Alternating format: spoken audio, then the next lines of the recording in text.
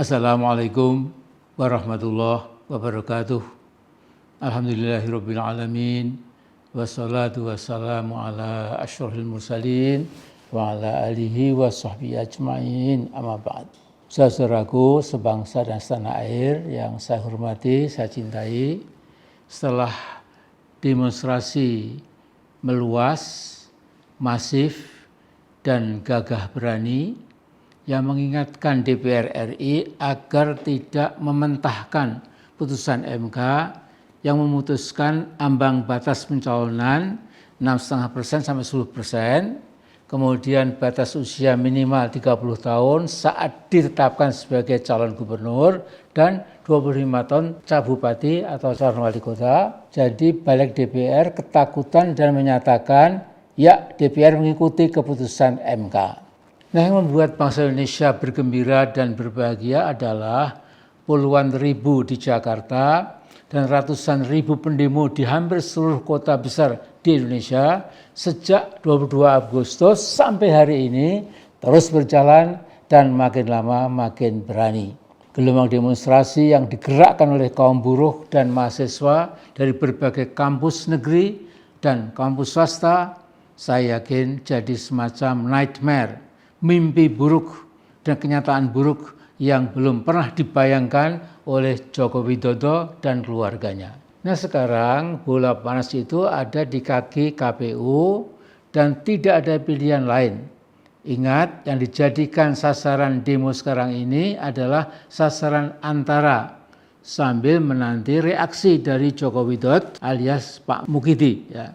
Jika ada kejujuran Joko Widodo untuk taat konstitusi dan menghargai suara nyaring dari rakyat yang memiliki kedaulatan tertinggi, ya Jokowi bisa menutup karir politiknya dengan relatif wajar. Jadi saya ingatkan KPU dan Bawaslu bekerjalah untuk kepentingan bangsa, bukan kepentingan Joko Widodo yang ternyata pembohong dan pengkhianat besar bangsa Indonesia. Ini kenyataan tidak terbantahkan. Nah, para tokoh mahasiswa dan tokoh buruh sudah wanti-wanti jangan sampai ada deja vu ketika air bah penurunan Pak Harto sudah mustahil bisa dibendung. Saya ingat sekali ya waktu itu ya, sehingga akhirnya ABRI waktu itu tidak melihat kemungkinan lain kecuali ABRI bersama rakyat Indonesia. Ini nasihat singkat saya pada Joko Widodo atau Pak Mukidi. Sekarang ini banyak diungkap oleh banyak kalangan bahwa Joko Widodo ini nama aslinya adalah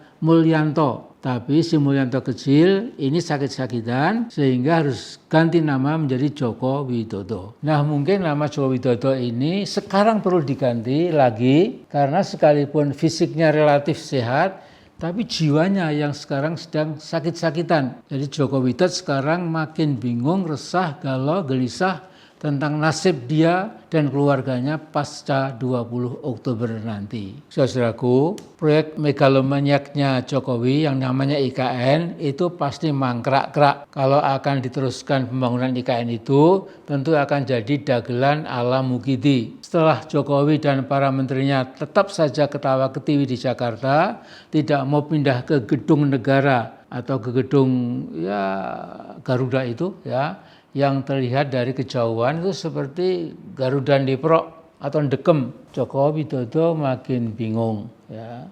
Sering kita lihat kalau orang bingung itu, ya, bingungnya itu memuncak, itu kadang-kadang di pinggir jalan, itu jalan sendiri orangnya itu ya, mungkin beringas-beringis, senyum-senyum sendiri, atau ketawa terbahak-bahak sendiri, dan lain-lain. Nah, orang tersebut ternyata menderita gangguan jiwa. Nah, pesan esensial saya adalah, Pak Joko Widodo, berhentilah bermanuver yang aneh-aneh. Anda tidak mungkin menahan eskalasi demonstrasi anak-anak bangsa yang ingin melihat Anda segera lenyap dari panggung politik Indonesia.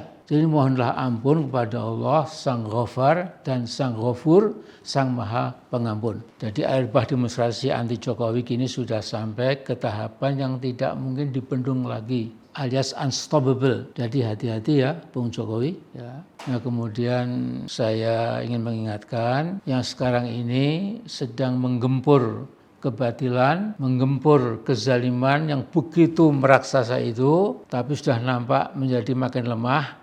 Tapi tetap saja mari kita jaga momentum. Jangan sampai kita kehilangan momentum, karena ini masih ada berapa puluh hari lagi.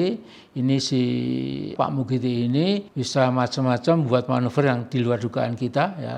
Tapi insya Allah tanda-tanda kemenangan yang benar dan yang adil itu sudah kelihatan lewat mata hati kita dan mata kepala kita. Jadi itu pesan saya pada kali ini, ya. Mudah-mudahan momentum penggusuran Jokowi terus saja mengalami crescendo, ya. Jadi mengalami terus kenaikan yang memuncak sampai pada titik akhir di mana Pak pengkhianat negara, Pak pembohong negara itu segera turun panggung dan hilang dari peredaran politik Indonesia. Assalamualaikum warahmatullahi wabarakatuh.